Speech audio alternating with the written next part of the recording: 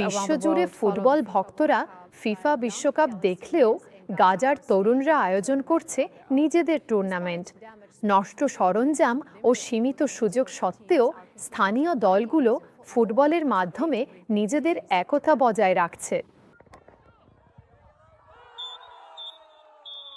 খান ইউনিসে অপেশাদার football দলগুলো একটি স্থানীয় টুর্নামেন্টের আয়োজন করেছে সম্প্রদায়কে একত্রিত করার জন্য। অনেক ক্রীড়া সুবিধা ক্ষতিগ্রস্ত বা ধ্বংস হয়ে গেছে এবং সরঞ্জামের অভাব থাকলেও খেলোয়াড়রা কঠিন পরিস্থিতির মধ্যেও প্রতিযোগিতা চালিয়ে যাচ্ছে। গাজার অনেক তরুণের জন্য ফুটবল এখন আর শুধু একটি খেলা নয়, এটি স্বাভাবিকতা, আশা এবং সম্প্রদায়ের এক বিরল অনুভূতি দেয়, এমন এক সময়ে যখন প্রতিদিনের জীবন সংঘাত ও কষ্টে আচ্ছন্ন।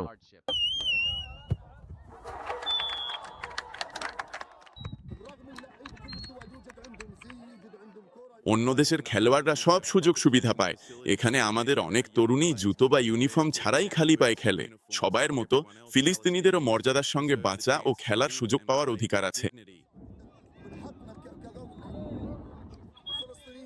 আয়োজকদের মতে এই টুর্নামেন্ট গাজার খেলোয়াড়দের এক করেছে, যা দীর্ঘদিনের বিঘ্ন ও ক্ষতির পর ফুটবল সম্প্রদায়ের সংযোগ পুনর্গঠনে সাহায্য করছে।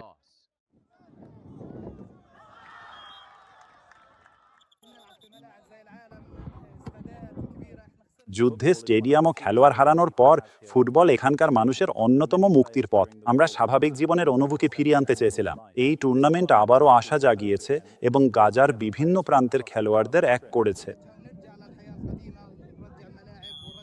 ক্ষতিগ্রস্ত স্টেডিয়াম ও সীমিত সম্পদের মাঝেও ফুটবল গাজা জুড়ে সম্প্রদায়গুলোকে একত্রিত করে যাচ্ছে। এখন ম্যাচগুলো পাড়ার চত্বর ও খোলা জায়গায় অনুষ্ঠিত হচ্ছে, যেখানে স্থানীয় বাসিন্দারা জড়ো হয়ে স্থানীয় দলগুলোকে উৎসাহ দেন ও খেলা দেখেন। আয়োজকরা আশা করছেন এই টুর্নামেন্ট কিছুটা স্বস্তি ও আশার মুহূর্ত এনে দেবে এবং নতুন প্রজন্মের খেলোয়াড়দের জন্য ফুটবলের চেতনা ধরে রাখবে।